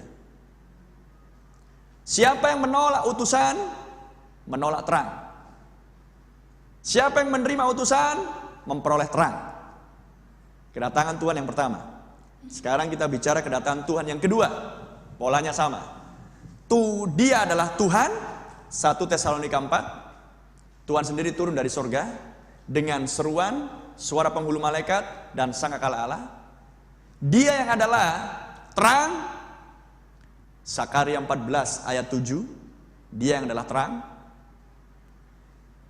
Yesus sendiri. Dia yang adalah malaikat perjanjian, Wahyu 10 ayat 1. Di atas kepalanya ada pelangi. Dia yang adalah Tuhan. Juga ditulis di Maleakhi 4, dia akan datang untuk menghakimi dunia ini. Maka sebelum dia datang yang kedua, harus tampil utusan atau pendahulu.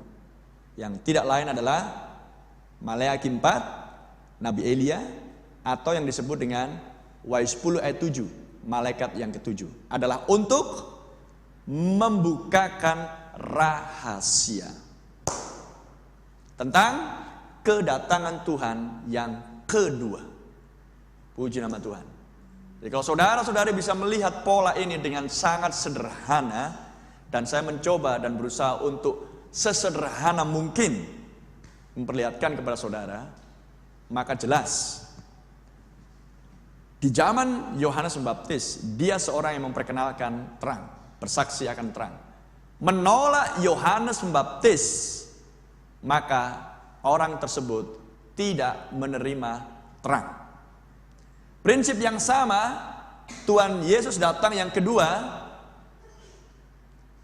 harus tampil pendahulu utusan. Menolak utusan ini, maka orang tersebut tidak memperoleh terang. Dan seorang yang tidak memperoleh terang, maka ia hidup di dalam gelap. Dan seorang yang tidak memperoleh terang, maka ia tidak akan masuk ke dalam sorga untuk mengikuti perjamuan kawin malam anak domba. Menolak utusan, maka ia tidak memperoleh terang. Maka sesuai dengan Wahyu 19, kita baca lagi.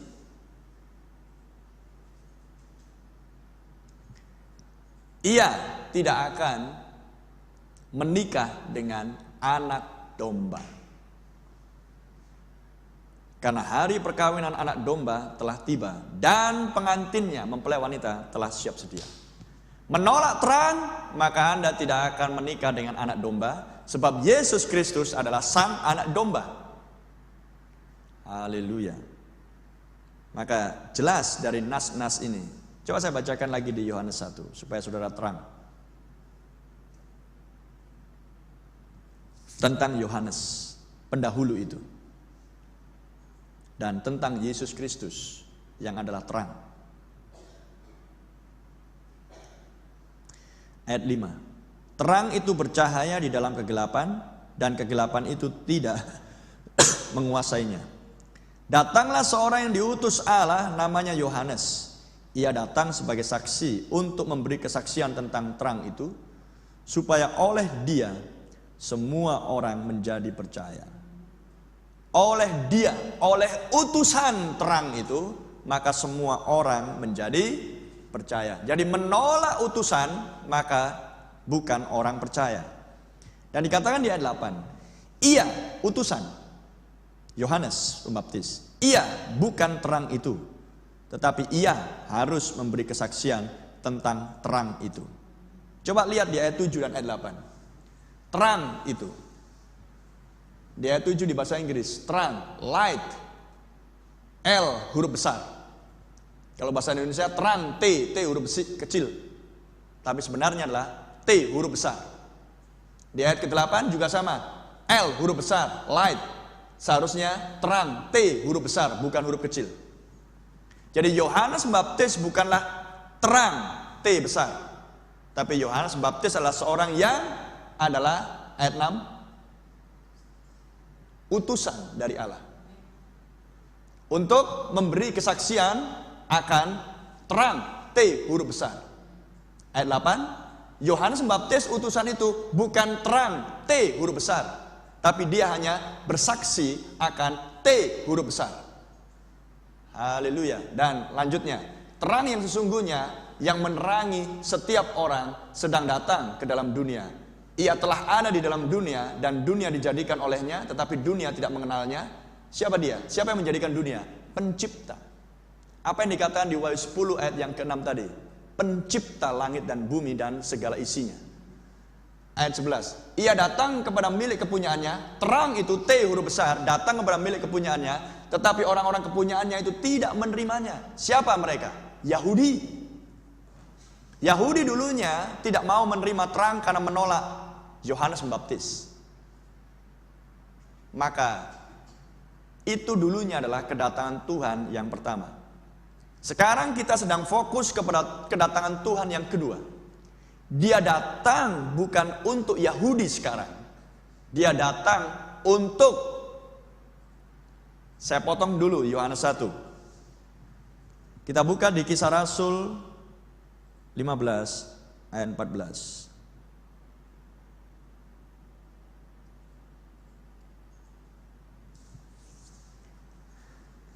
Ia datang di akhir zaman, di kedatangan Tuhan yang kedua adalah untuk hal ini.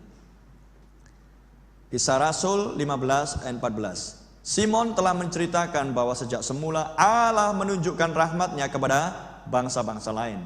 Bangsa-bangsa di luar Israel, di luar Yahudi.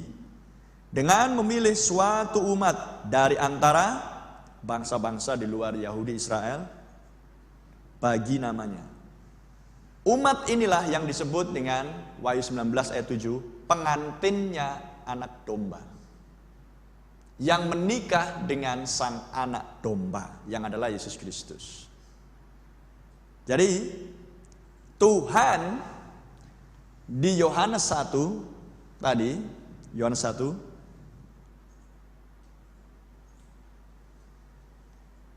ayat yang ke-10 tadi.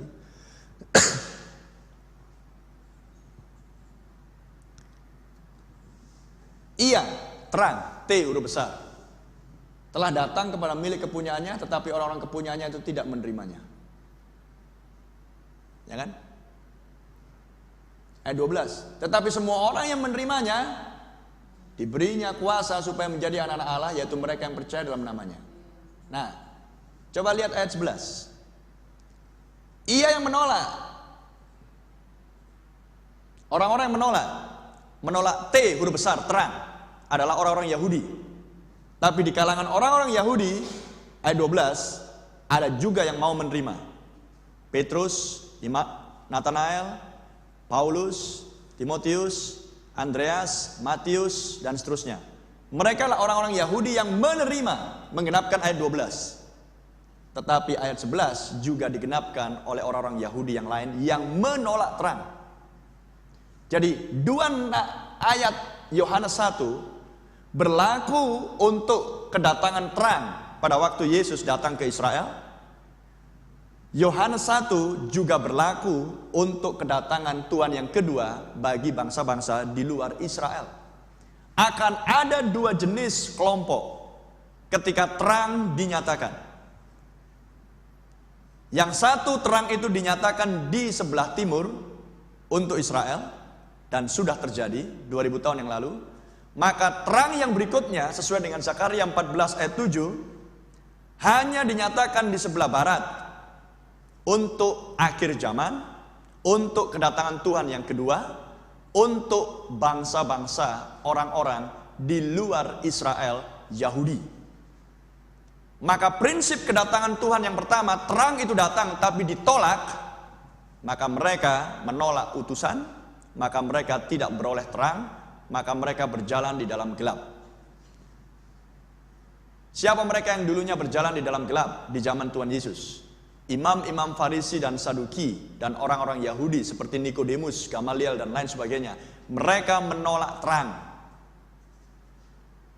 Kayafas menolak terang. Imam Hanaya menolak terang. Herodes menolak terang karena menolak dan membunuh Yohanes Pembaptis yang adalah utusan terang. Kemudian Pontius Pilatus menolak terang.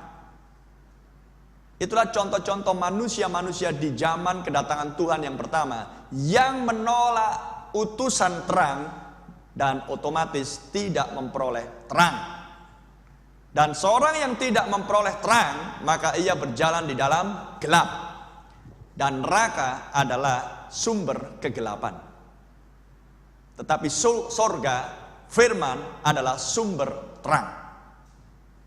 Maka prinsip yang sama kita perlakukan untuk akhir zaman, di mana Tuhan di akhir zaman harus memilih suatu umat dari bangsa-bangsa di luar Yahudi, di luar Israel, untuk menjadi pengantin mempelai wanita anak domba. Anak domba adalah Tuhan, anak domba adalah Yesus Kristus, dan Yesus Kristus adalah terang. Amin. Maka menolak utusan Tuhan di akhir zaman yang disebutkan sebagai Nabi Elia di Maleakhi 4 ayat 5, yang disebutkan sebagai malaikat yang ketujuh di Wahyu 10 ayat 7, menolak utusan yang bersaksi akan terang T besar yang disebutkan di Zakaria 14 ayat 7, maka orang-orang di luar Israel di zaman ini berjalan di dalam gelap. Dan sumber kegelapan adalah setan dan neraka. Tetapi bagi mereka yang menerima utusan, maka ia akan beroleh terang. Karena terang itu adalah, saya bacakan lagi di Matius 24 supaya saudara jelas. Siapakah terang itu yang dimaksudkan? Saya ulang dan saya ulang sedemikian rupa. Siapakah terang yang dimaksudkan? Matius 24 ayat 27. Sebab sama seperti kilat memancar dari sebelah timur dan melontarkan cahayanya, terangnya dari timur, kedatangan Tuhan yang pertama, sampai ke barat, akhir zaman, Zakaria 14 ayat 7, tentang kedatangan Tuhan yang kedua. Demikian pula lah kelak kedatangan anak manusia. Siapakah anak manusia? Terang itu sendiri, T huruf besar. Siapakah anak manusia? Tuhan itu sendiri. Siapakah namanya? Yesus Kristus. Jadi menolak terang, maka menolak kedatangan Tuhan. Menolak kedatangan anak manusia. Menolak kedatangan Yesus Kristus. Tetapi menerima terang, maka Anda beroleh hidup. Karena di luar terang tidak ada hidup. Tanaman secara jasmania hanya hidup jika ada terang. Maka jika tidak ada terang, maka makhluk akan binasa.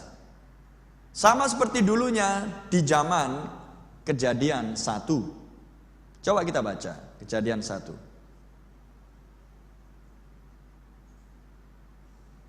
Kejadian 1 ayat 1.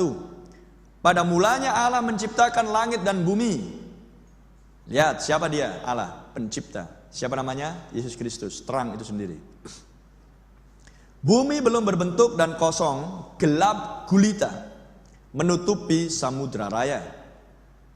Dan roh Allah melayang-layang di atas permukaan air. Jadi bumi gelap gulita. Jadi dengan kata lain, tidak ada kehidupan di bumi. Kenapa? Karena masih gelap gulita. Jadi sepanjang kehidupan seseorang tidak mendapatkan lawatan terang, maka hidupnya gelap. Seperti dulunya bumi gelap gulita, maka tidak ada kehidupan di dalam kegelapan. Karena tidak ada terang yang menghidupkan. Maka jika seseorang menolak terang di zaman ini, maka ia hidup di dalam kegelapan. Sesudah terang itu dinyatakan, sesudah terang itu diberikan ke bumi untuk menerangi mereka yang diam di bumi melalui utusan pendahulu kedatangan Tuhan yang kedua, yang adalah Nabi Elia atau yang disebut malaikat yang ketujuh. Jika seorang menolak utusan, maka ia tidak memperoleh terang, karena terang adalah Yesus Kristus, seorang yang mengutus utusan. Dan saya bacakan lagi di sini. Dan roh Allah melayang-layang di atas permukaan bumi, di atas permukaan air. Berfirmanlah Allah, jadilah terang.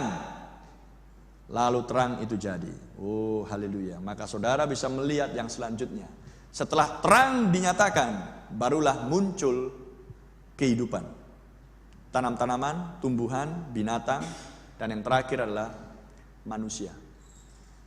Prinsip yang sama pada saat penciptaan, prinsip yang sama datangnya terang. Dan terang itu adalah anak manusia. Menolak terang, menolak anak manusia, saudara tidak akan bisa menikah dengan anak domba. Wahyu 19 ayat 7. Dan tidak menikah dengan anak domba, maka Anda tidak akan pernah sampai ke surga. Karena di surga akan berlangsung perjamuan kawin malam anak domba. Amin. Jadi sekarang pertanyaan yang seharusnya muncul di benak, di hati, pikiran saudara-saudariku. Kalau dulu pendahulu kedatangan Tuhan yang pertama namanya Yohanes Pembaptis dan menggenapkan Yesaya 40 dan Maleakhi 3, namanya Yohanes Pembaptis, maka sekarang kedatangan Tuhan yang kedua, sebelum dia datang dengan seruan suara sangkakala 1 Tesalonika 4, maka harus ada utusan pendahulu. Dan pendahulu kedatangan utusan ini disebutkan di Maleakhi 4 dan Wahyu 10 ayat 7. Lantas siapakah namanya? Inilah yang perlu saudara-saudari pahami. Karena Yohanes Pembaptis dulunya adalah manusia, terang yang dimaksudkan adalah Tuhan dalam rupa manusia. Maka di akhir zaman, pendahulu kedatangan Tuhan ini pun juga harus manusia. Sebab ketika dia datang yang kedua di awan-awan, Yesus adalah Tuhan dan juga manusia. Jadi Anda akan bertemu dengan manusia Yesus Kristus juga, tapi yang adalah Tuhan, sebab dia dulunya adalah Tuhan yang juga adalah manusia. Haleluya.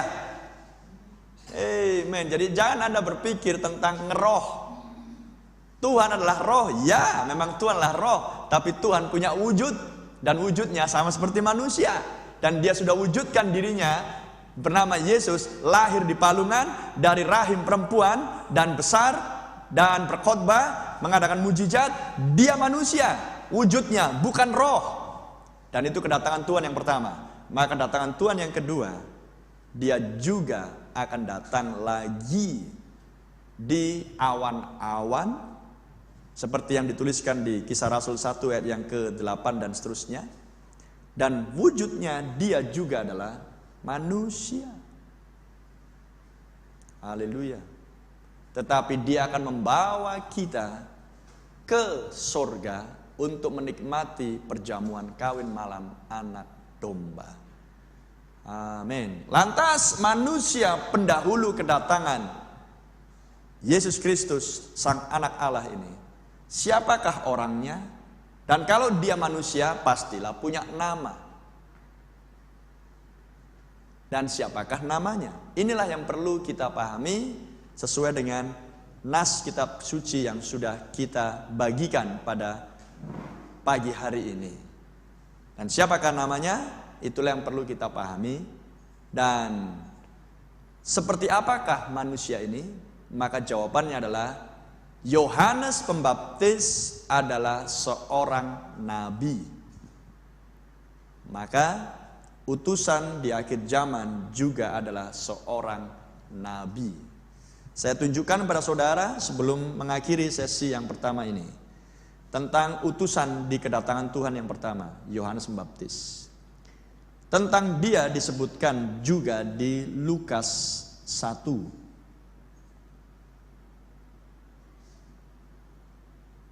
ayat 17. Saya akan bacakan dari ayat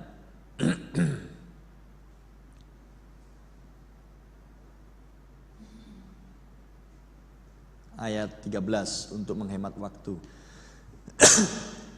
Tetapi malaikat itu berkata kepadanya, "Jangan takut, hai Zakaria, sebab doamu telah dikabulkan dan Elisabet istrimu akan melahirkan seorang anak laki-laki bagimu, dan haruslah engkau menamai dia Yohanes." Jadi nama Yohanes adalah nama yang diberikan Tuhan, malaikat itu. Engkau akan bersukacita dan bergembira, bahkan banyak orang akan bersukacita atas kelahirannya itu. Sebab ia akan besar di hadapan Tuhan, dan ia tidak akan minum anggur atau minuman keras, dan ia akan penuh dengan Roh Kudus mulai dari rahim ibunya. Ia akan membuat banyak orang Israel berbalik kepada Tuhan Allah mereka. Dan ia akan berjalan mendahului Tuhan dalam roh dan kuasa Elia, untuk membuat hati bapak-bapak berbalik kepada anak-anaknya, dan hati orang-orang durhaka kepada pikiran orang-orang benar, dan dengan demikian menyiapkan bagi Tuhan suatu umat yang layak baginya. Jadi kedatangan utusan di kedatangan Tuhan yang pertama diberi nama Yohanes, dan pelayanannya adalah di dalam roh dan kuasa Elia. Jadi Maleakhi 4 menjanjikan Elia akan datang untuk mendahului kedatangan Tuhan yang kedua. Lantas siapa namanya? Karena di Lukas 1 namanya jelas Elianya Yohanes Pembaptis. Lantas kalau dijanjikan di kedatangan Tuhan yang kedua, Maleakhi 4, Elia juga pelayanannya, lantas siapakah namanya? Karena saya punya nama karena saya manusia. Ibu yang hadir di sini pun punya nama karena manusia. Ya kan? Setiap ciptaan pasti punya nama. Setiap makhluk hidup punya nama. Sedangkan batu saja ada namanya. Sedangkan bintang-bintang saja ada namanya. Setiap ciptaan punya nama. Maka saya pun punya nama karena saya adalah makhluk hidup. Dan Tuhan pun punya nama karena Dia adalah Sang Pencipta. Itu sebabnya masakan seorang manusia tidak punya nama, maka adalah hal yang aneh. Jadi jika pendahulu kedatangan Tuhan yang pertama utusannya bernama Yohanes, lantas siapakah nama dari utusan yang kedatangan Tuhan yang kedua? Inilah yang perlu kita pertimbangkan supaya kita akan bisa menggenapkan bagian dari nas kitab suci bahwa kita adalah anak-anak Allah yang sudah memperoleh terang firman Yesus Kristus karena menerima janji firman, yaitu tampilnya utusan Tuhan. Karena jika kita menolak utusan Tuhan, maka kita juga akan tidak menerima terang tersebut. Nas yang satu saya bacakan untuk menutup. Yohanes 13.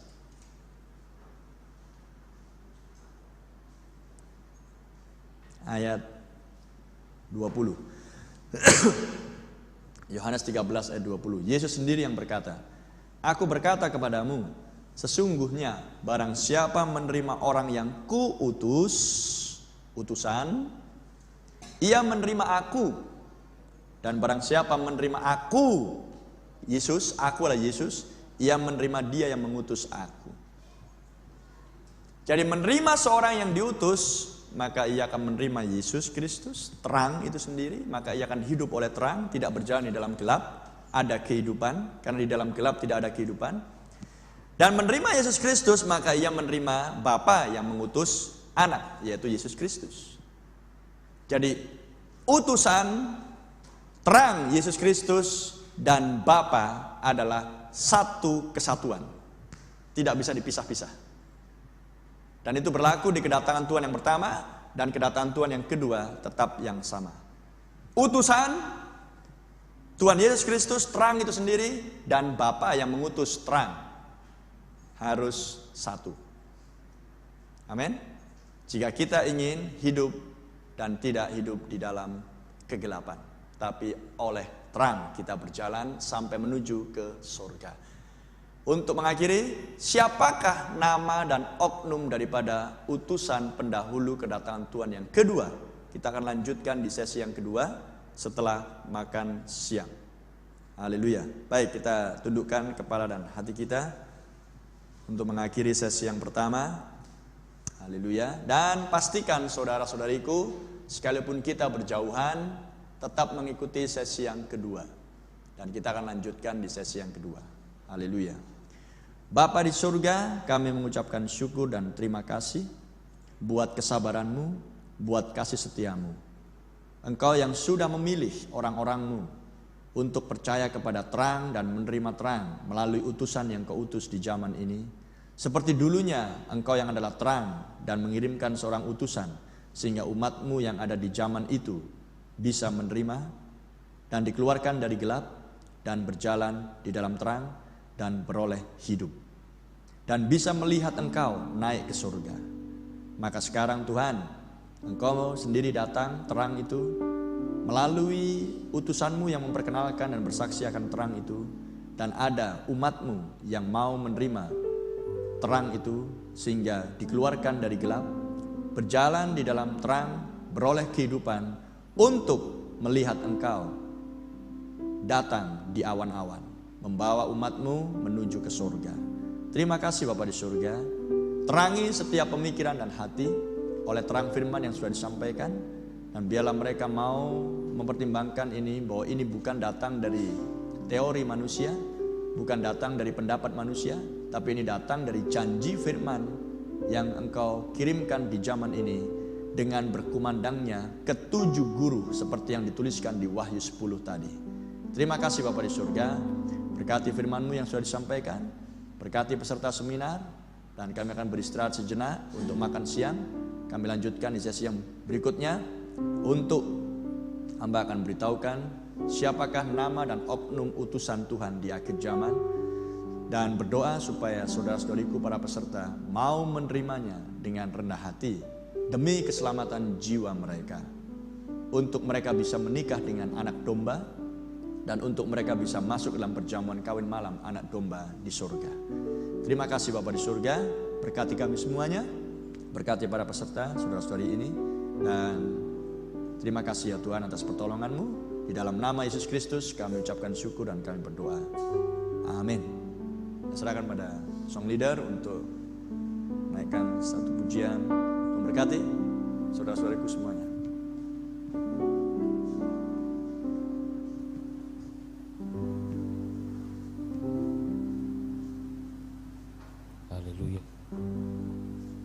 Haleluya.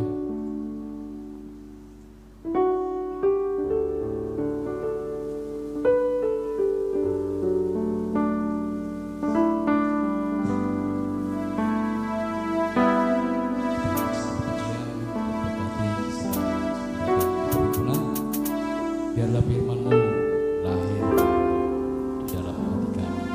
Dalam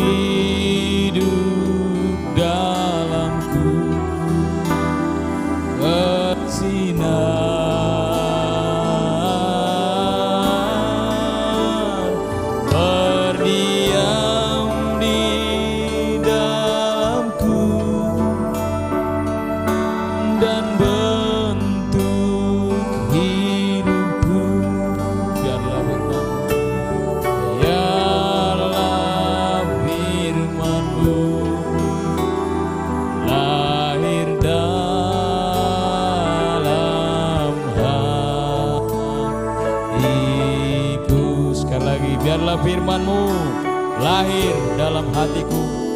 Biarlah firman-Mu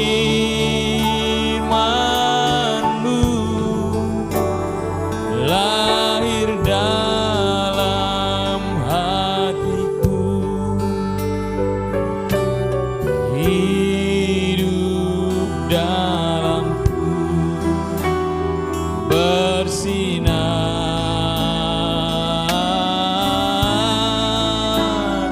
berdiam di dalamku dan bentuk hidupku. Biarlah firman, biarlah firman-Mu lahir dalam hatiku.